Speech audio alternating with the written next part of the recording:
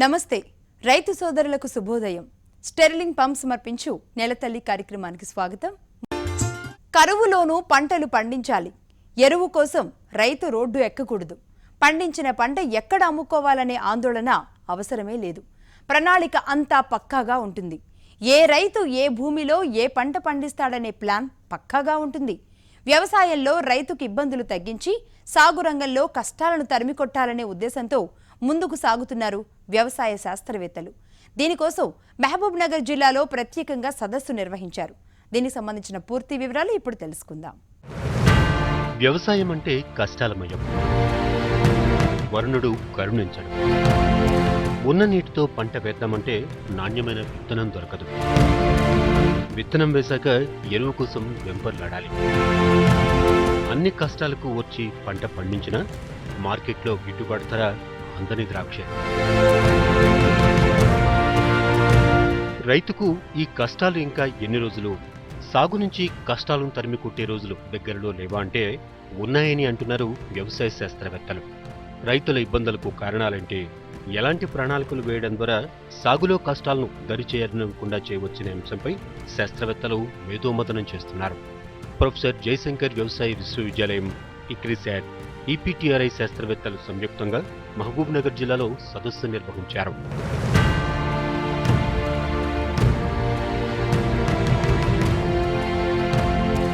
సాగులో రైతుల కష్టాలకు ఫుల్ స్టాప్ పెడుతూ ఆధునిక విధానాలకు స్వాగతం పలికేలా ఓ యాక్షన్ ప్లాన్ ను తయారు చేస్తున్నారు. ఇందుకోసం మహబూబ్ నగర్, వనపర్తి, నాగర్ కర్నూల్, జోగులాంబ, గద్వాల జిల్లాల్లో 15 గ్రామాలు ఎంపిక చేశారు. తక్కువ నీరున్నప్పుడు పంట సాగు చేయలేమని భూమిని ఖాళీగా ఉంచకుండా తక్కువ నీరున్నా కూడా పంట ఎలా సాగు చేయవచ్చు, తీవ్ర కరువు ఉన్నా రైతులకు వారి పంట సాగు విధానంపై అవగాహన కల్పించడం ఈ ప్రాజెక్టు ప్రధాన ఉద్దేశ్యం. ఈ 15 గ్రామాలకు చెందిన రైతుల దగ్గర ఎంత భూమి ఉంది, వారు ఎలాంటి పంటలు సాగు చేస్తున్నారు వంటి పూర్తి సమాచారాన్ని తెలుసుకుని రైతులకు అవగాహన కల్పించనున్నారు. 15 విలేజ్లు ఉమ్మడి మహబూబ్ నగర్ డిస్ట్రిక్ట్లో Wanaparthy, Nagarkurnool and Mahabubnagar, ఈ 3 ఇప్పుడు డిస్ట్రిక్ట్లో 15 గ్రామాలు తీసుకున్నాము. ICRISAT, Jayashankar university, agriculture department and EPTRI కలిసి ఈ 15 గ్రామాలలో ఉన్న రైతాంగం గురించి ఎలాగా మనము అగ్రికల్చర్ ఎలాగా మంచిగా చేయగలుగుతాము. ఎందుకంటే కరువు ఉన్నా సరే రైతాంగము వాళ్ళున్న వాళ్ళ పంటలు గిన సరిగ్గా ఉండాలి, వాళ్ళకు వచ్చే ఆమ్దాని గిన మంచిగా ఉండాలి అని చెప్పి చేయడానికి దీని మీద అనుసంధానం చేసిన తర్వాత ఈ రైతాంగంని ప్రతి రైతు దగ్గర ఎంత భూమి ఉంది, ఏమేమి చేస్తున్నాడు అని ఫుల్ డీటెయిల్స్ తీసుకున్న తర్వాత ఇంకొక 4 ఏళ్ల వరకు వాళ్ళకు కావాల్సిన వస్తువులైనా సరే, కావాల్సిన నాలెడ్జ్ అయినా సరే ఈ సైంటిస్ట్ ఇస్తారు. దాని తర్వాత దీన్ని అంటే ఎండ్ వరకు మన నాటి నుంచి పంట పండిన తర్వాత దాన్ని ఎక్కడ అమ్మాలి, ఎంత ప్రాసెస్ చేయాలి చూసి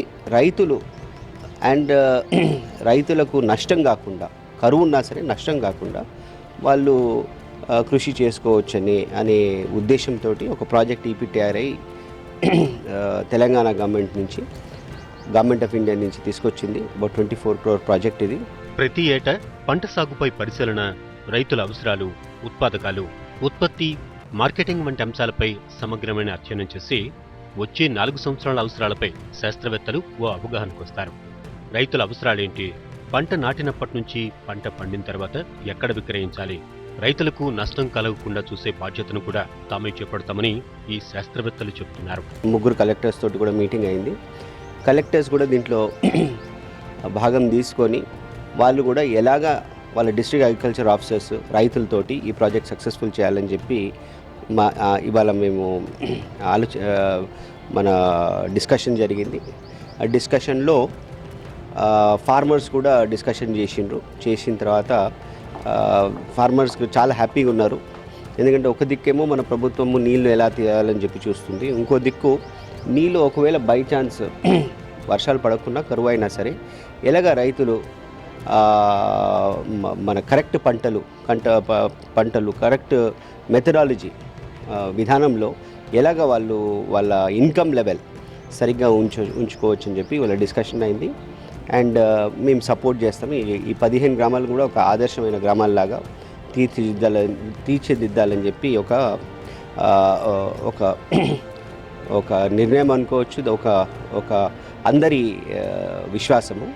ప్రాజెక్టులో భాగంగా 3 జిల్లాల కలెక్టర్లతో సమావేశం నిర్వహించారు.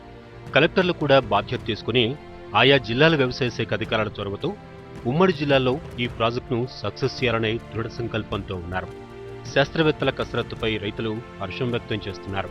విత్తన సేకరణ మొదలు పంట పండించి మార్కెటింగ్ చేసే వరకు అడుగడుగున కష్టాలు ఎదుర్కొంటున్న తమకు కొత్త మార్గం చూపాలని కోరుతున్నారు. కరువు పరిస్థితుల్లో రైతులకు సాగునీటిని ఎలా అందుబాటులోకి తేవాలనే విషయంపై కూడా ప్రభుత్వం కసరత్తు చేస్తోంది. ప్రకృతి విధానంలో పక్కాగా సాగు చేస్తే ఆశించిన స్థాయిలో దిగుబడులు సాధ్యమేనని నిరూపించాడు తూర్పుగోదావరి జిల్లాకు చెందిన ఓ యువ ఇంజనీర్. ఆరోగ్యకరమైన పంటలు పండించి తనతో పాటుగా సమాజం కూడా ఆరోగ్యంగా ఉండాలనే మంచి ఆశయంతో ఉద్యోగం సైతం వదిలి సాగుబాటు పట్టాడు. వరి సాగులో దూసుకుపోతున్నాడు. అనుకున్న దానికంటే అధిక దిగుబడుల్ని సాధిస్తూ పెట్టుబడి ఖర్చులు తగ్గించుకుంటూ మంచి ఆదాయాన్ని పొందుతున్నాడు.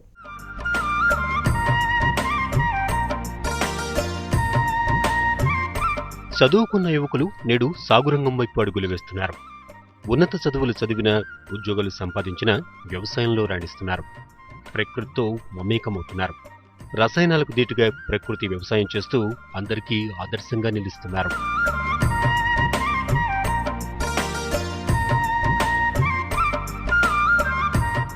తూర్పుగోదావరి జిల్లా ముమ్మిడివరం నియోజకవర్గంలోని పోలవరం మండలం కేసనకూరుపాలెం గ్రామానికి చెందిన చిలుబూరి భరత్ వర్మ ఇంజనీరింగ్ చదివి మంచి ఉద్యోగం ఉన్నా కూడా ఏదో తీరని అసంతృప్తి భరత్ను వెంటాడింది. దీంతో ఉద్యోగాన్ని విడిచి సొంత గ్రామంలో వ్యవసాయం చేయాలని సాగువైపు అడుగులు వేశాడు. అది పూర్తి సేంద్రియ, జీవన ఎరువులు, ప్రకృతి వ్యవసాయ పద్ధతుల్లో సాగు చేయాలన్నదే అతడి ఆశ. అందుకే గత ఏడాది ప్రయోగాత్మకంగా తొలిసారిగా ఎకరం పొలంలో వరిని ప్రకృతి వ్యవసాయ విధానంలో సాగు చేశారు. ఎకరానికి సగటున 20 బస్తాల దిగుబడిని సాధించారు. దీంతో ఈ ఏడు ఖరీఫ్ దాళాల్లో 7 ఎకరాల్లో వరి సాగును ప్రారంభించాడు.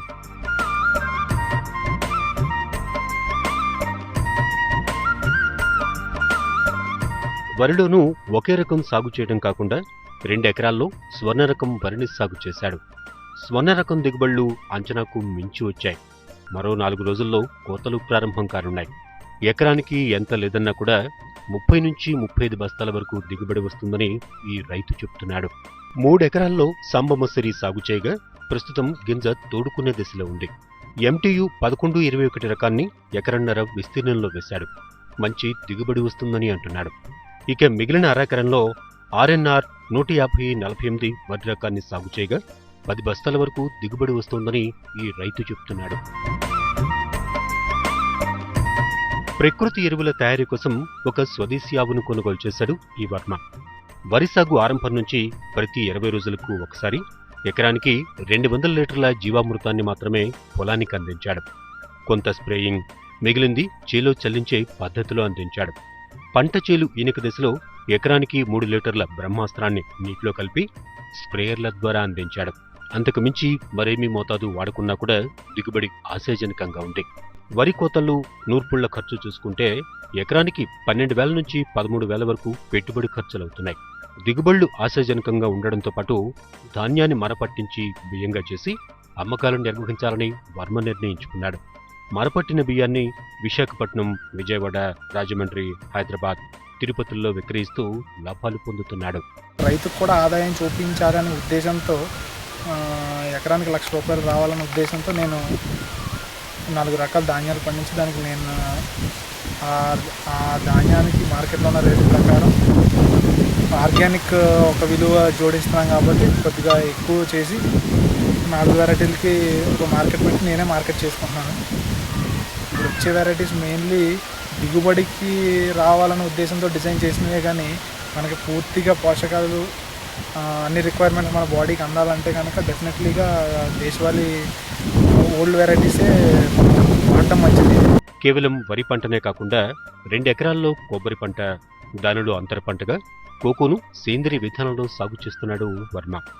గత ఏడాది దిగుబడులతో సమానంగా ఈ ఏడాది కూడా రెట్టింపు దిగుబడులనే సాధించాడు ఈ రైతు. ఈ ఏడాది ఎకరా సగటు దిగుబడి 7,500 కొబ్బరికాయల వరకు దిగుబడి వచ్చింది. అయితే పెట్టుబడులు గణనీయంగా తగ్గడంతో ధర తక్కువగా ఉన్నా కూడా రైతు లాభాలను ఆర్జిస్తున్నాడు. కోకో పంట గత ఏడాది నాటడం వల్ల దిగుబడుల కోసం ఎదురు చూస్తున్నాడు. ఏ కెమికల్స్ కానీ, పెస్టిసైడ్స్ కానీ, ఇన్సెక్టిసైడ్స్ కానీ, హెర్బిసైడ్స్ కానీ ఏమి వేయకుండా న్యాచురల్ ఫార్మింగ్లోనే కొద్దిగా అప్పుడప్పుడు బయో ఫెర్టిలైజర్స్ యూజ్ చేసి కోకో డెవలప్ చేస్తాను. కోకో తోటలో వాడుతున్నాను. రైతు బాగుండాలి. నా కాన్సెప్ట్ ఏంటంటే ఎకరానికి 1 lakh రూపీ నెట్ ప్రాఫిట్ తీయాలి. సో రైతు బాగుండాలి. రైతు నుంచి వచ్చిన నాణ్యమైన పంట తిన్న వినియోగదారుడు బాగుండాలి. ఆరోగ్యకరమైన సమాజం కోసమే తన ప్రయత్నమని చెప్తున్నాడు వర్మ. సమాజం ఆరోగ్యంగా ఉండాలంటే పండించే పంట విషతుల్యం కాకుండా ఉండాలన్నదే తన ఉద్దేశ్యం. అందుకే తను వ్యవసాయం చేయాలని అనుకున్నాడు. పూర్తి ప్రకృతి విధానంలో పంట సాగు చేస్తున్నాడు. ఖరీఫ్, దాల్వా పంటలో వరి సాగు చేయడంతో పాటుగా రబీలో మొదటగా అపరాలు, తర్వాత నువ్వులు లేదా మినుములు, పెసలను 3వ పంటగా వేయాలనుకుంటున్నట్లుగా ఈ రైతు చెబుతున్నాడు. వర్మ సాగు పద్ధతులను చూసిన శాస్త్రవేత్తలు, వ్యవసాయ శాఖ అధికారులు ప్రశంసల జల్లులు కురిపిస్తున్నారు.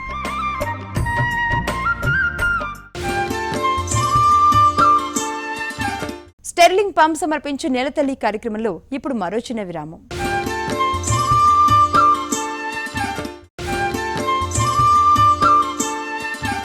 స్టెర్లింగ్ పంప్ సమర్పించు నెలతల్లి కార్యక్రమానికి పునఃస్వాగతం. సకల జీవకోటి మనుగడకు నేల అవసరం. ఒకప్పుడు పంటలు పండించాలంటే సేంద్రియ ఎరువుల్ని వాడేవారు. ప్రస్తుతం రసాయన ఎరువుల వాడకం పెరగడంతో భూసారం తగ్గిపోతోంది. దీనివల్ల దిగుబడులు తగ్గుతున్నాయి.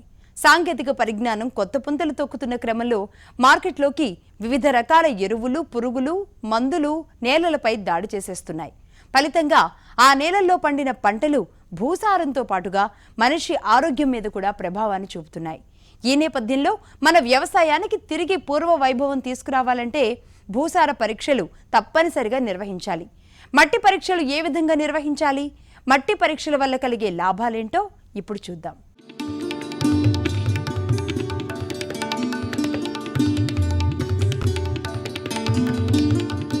పంట సాగులో రైతులు కొన్ని ఎరువుల్ని పదే వాడుతూ మిగిలిన పోషకాలను నిర్లక్ష్యం చేస్తున్నారు.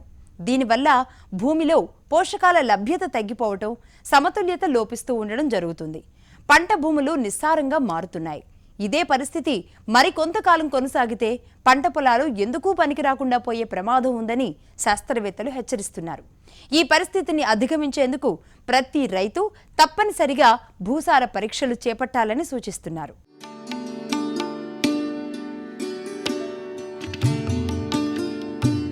అధిక దిగుబడులే లక్ష్యంగా రైతులు వాడుతున్న రసాయన ఎరువుల కారణంగా నేల పోషకాలను కోల్పోయి నిర్జీవంగా తయారవుతుంది. దీని ప్రభావం దిగుబడులపై పడుతోంది. రైతులు అధిక ఉత్పత్తులను సాధించాలంటే ముందుగా భూసారంపై అవగాహన పెంచుకోవాలి. రైతు భూసారాన్ని కాపాడితే భూమి రైతును కాపాడుతుంది. పోషక విలువల ఆధారిత ఎరువుల వినియోగం ఖర్చు కూడా తగ్గుతుంది. రసాయనాల కాటు లేకుండా నాణ్యమైన దిగుబడి సొంతమవుతుంది. వర్షాభావ పరిస్థితులు ప్రతికూల కాలంలోనూ భూమి సారవంతమైతే మంచి దిగుబడులనిస్తుంది.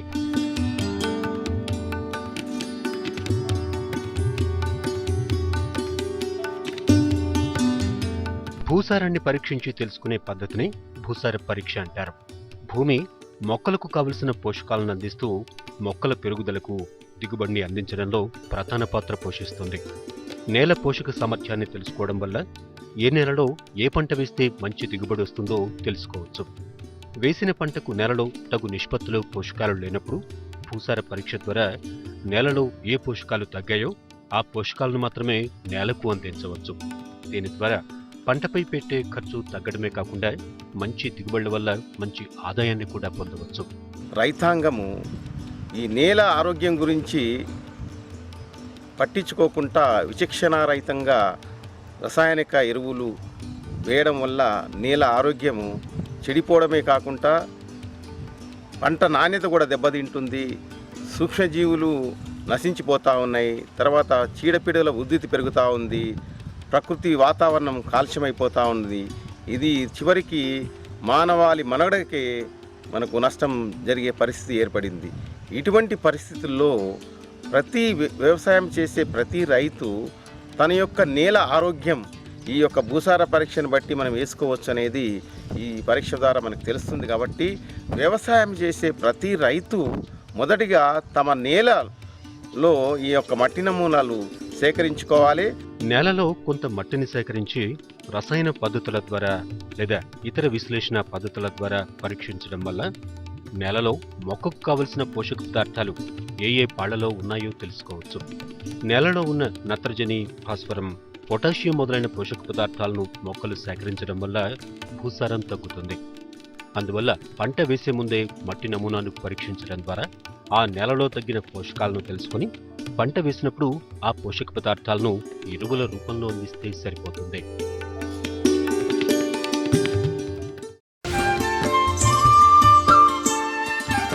మట్టి పరీక్షల వల్ల రైతుకు కలిగే ప్రయోజనాలేంటి? పొలం నుంచి మట్టి నమూనా సేకరణ ఏ విధంగా చేయాలి? భూసార పరీక్షల ముఖ్య ఉద్దేశం ఏంటో ఇప్పుడు చూద్దాం. మట్టి పరీక్షల్లో ఆమ్ల, క్షారసూచిక లవణాల స్థాయి, సేంద్రియ కర్బనం, భాస్వరం, పొటాషియం ఏ నిష్పత్తిలో ఉన్నాయో తెలుసుకోవటం వల్ల నాటిన పైరుకు వయసును బట్టి, కాలాన్ని బట్టి అవసరమైన ఎరువును సరైన పాళ్లలో అందించవచ్చు. ఈ పరీక్షల వల్ల ఆమ్ల గుణం ఉన్న నేలల్లో సున్నంతోనూ, క్షారగుణం ఉన్న నేలలను జిప్సంతోనూ బాగు చేసుకోవచ్చు.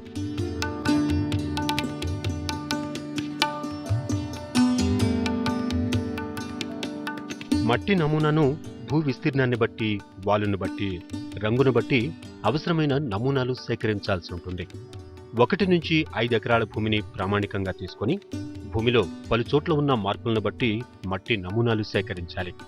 వి ఆకారంలో 6 నుంచి 8 అంగుళాలు అంటే నాగటి చాలంత గుంతలు తీయాలి. పైనుంచి కింద వరకు ఒకే మందంలో పలుచని పొర వచ్చే విధంగా మట్టిని తీయాలి. ఇలా అన్ని చోట్ల నుంచి సేకరించిన మట్టిని గోనె పట్ట, పాలిథిన్ పట్ట లేదా గట్ల మీద వేసి మట్టి గడ్డలు చిదిమి బాగా కలిపి చతురస్రాకారంగా పరిచి 4 సమభాగాలుగా విభజించాలి. ఎదురెదురుగా ఉన్న 2 భాగాల మట్టిని తీసుకొని మిగిలిన మట్టిని తీసివేయాలి. తర్వాత దానిని 4 సమభాగాలుగా చేయాలి. ఈ విధంగా 1/2 కిలో మట్టి నమూనా మిగిలే వరకు చేయాలి. పొలమంతా ఒక తీరుగానే, అంటే ముఖ్యంగా ఎర్ర నేల అయినట్టయితే, తర్వాత నల్ల నేలైనట్టయితే వేరువేరుగా మనము ఒక శాంపుల్స్, మనము రిప్రజెంటేటివ్ శాంపుల్ అంటాము, దాన్ని మనం తీసుకోవాలి. ఉదాహరణకి మనకు ఎర్ర నేలలు, నేలంతా ఒకే పాలంగా ఉండి ఎత్తు మెరకలు లేకుండా మనకు ఉన్నట్లయితే ఒక రిప్రజెంటేటివ్ శాంపుల్ ఒక్కటి తీసుకుంటే సరిపోతా ఉంది. దీనికి మనం ఏం చేయాలంటే, మనము ఈ పొలములో ఒక 8 నుంచి 10 శాంపుల్స్, 1 హెక్టార్ నేలలో 8 నుంచి 10 శాంపుల్స్ మొదటిగా మనం అక్కడక్కడ తీసుకోవాలి. అవి జిగ్జాగ్గా కానివ్వండి, మనం అంతటా టోటల్గా మనకు ఆ ఒక్క తీసుకున్న శాంపుల్ మొత్తం ఆ 2 హెక్టార్లకు ప్రతిబింబించే విధంగా మనకు ఉండాలి. కాబట్టి ఈ యొక్క మట్టి నమూనాలు సేకరించుకునేటప్పుడు కూడా మనము పొలం గట్ల వెంబడి తీసుకోవద్దు, పెంట కుప్పలు ఉన్న దగ్గర తీసుకోకుండా, చెట్ల నీడలు ఉన్న దగ్గర తీసుకోకుండా పొలం మధ్యలో మనము తీసుకోవాలి. తీసుకున్నప్పుడు మనము నేల ఉపరితలాన్ని మనము గడ్డికి ఇతరత్ర కలుపు మొక్కలు ఏదున్నా కూడా అది తీసేసేసి మన మట్టి నమూనాలు తీసుకోవాల్సి ఉంటుంది. పండ్ల తోటలు వేయాలనుకునే పొలంలో చదునుగా ఉన్న ప్రదేశాన్ని ఎంపిక చేసుకుని అందులో 3 అడుగుల గొయ్యి తీసి ప్రతి అడుగుకు పైనుంచి కింది వరకు ఒక మట్టి నమూనా చొప్పున సేకరించి వివరాలతో పరీక్షా కేంద్రానికి పంపాలి. నమూనాను శుభ్రమైన గుడ్డ సంచిలో గాని, ప్లాస్టిక్ సంచిలో గాని నింపాలి. సంచి లోపల రైతు పేరు, తండ్రి పేరు, గ్రామం, సర్వే నెంబరు, వేసే పంట మొదలగు వివరాలతో మట్టి నమూనాను దగ్గరలో ఉన్న భూసార పరీక్షా కేంద్రానికి పంపాలి.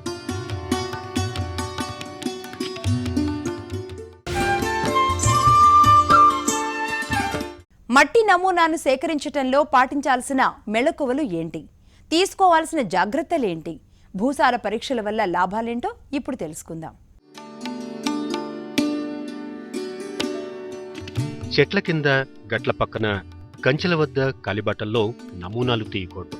బాగా సారవంతమైన చోట్ల, మరీ నిస్సారవంతమైన చోట్ల మట్టిని కలిపి తీయకూడదు. సమస్యాత్మక భూముల్లో నమూనాలు విడిగా తీసుకోవాలి. రసాయన ఎరువులు వేసిన 45 రోజుల్లోపు నమూనాలు తీయకూడదు. నమూనా తీసేటప్పుడు నేలపై ఉన్న ఆకులు, చెత్తాచెదరాన్ని తీసివేయాలి.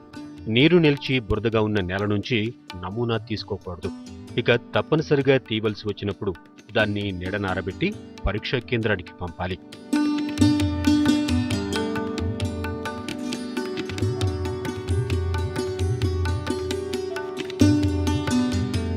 మెట్ట లేదా ఆరుతడి సేద్యంలో పైరు పెరుగుతున్న సమయంలో నమూనా తీయవలసి వచ్చినప్పుడు వరుసల మధ్య నుంచి నమూనాను సేకరించాలి. చౌడు భూముల్లో 0 నుంచి 15 సెంటీమీటర్లు, 15 నుంచి 30 సెంటీమీటర్ల లోతులో 2 నమూనాలు తీసుకోవాలి. భూసార పరీక్షల వల్ల నేలలో సహజంగా ఉన్న పోషక విలువలు తెలుస్తాయి. వేసే పంటకు ఎంత మోతాదులో ఎరువులు వాడాలో తెలుసుకోవచ్చు. ఎరువులపై అనవసరపు ఖర్చును తగ్గించుకోవచ్చు. నేలలో సూక్ష్మజీవుల స్థాయిని కూడా తెలుసుకోవచ్చు. నేలను ఎరిగి వ్యవసాయం చేయాలి. విచక్షణారహితంగా ఎరువులు వేయొద్దు. దానివల్ల రైతుకు పెట్టుబడులు పెరిగిపోతూ ఉన్నాయి. మనం పండించినటువంటి పంట నాణ్యత దెబ్బతింటూ ఉంది. తర్వాత చీడపురుగుల బెడద పెరుగుతూ ఉందని చెప్పి ప్రతి రైతు కూడా నేల పరీక్ష చేయించుకోవాలని ఈ భూసార పరీక్ష కేంద్రాలు కూడా మనకు ఇంకా ఎక్కువ మొత్తంలో ఇవ్వడం జరుగుతూ ఉంది. నేలలో సహజంగా ఉన్న పోషకాల స్థాయిని తెలుసుకొని వేయబోయే పంటలకు ఎరువుల మోతాదును నిర్ణయించడానికి చౌడు, ఆమ్ల గుణాల స్థాయిని నిర్ధారించి సరిచేయడం, అధిక దిగుబడులు సాధించడమే ఈ భూసార పరీక్షల ముఖ్య ఉద్దేశ్యం.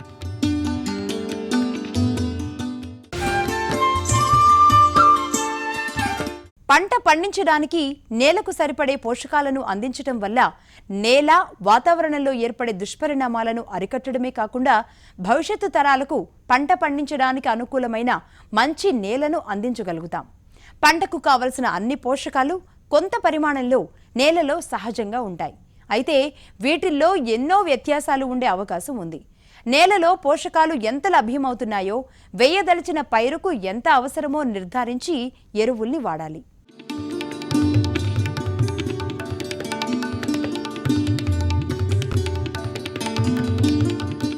ఇది ఇవాల్టి స్టెర్లింగ్ పంప్ సమర్పించు నేలతల్లి కార్యక్రమం విశేషాలు.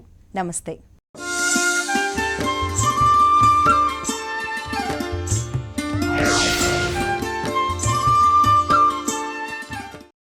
This program is sponsored by sterling submersible pump set. Sterling pump ఉందిగా అన్నదాతకు అండగా. co-powered by డ్యూపాంట్ ఫటేరా, కణం కణంలో క్రాంతి.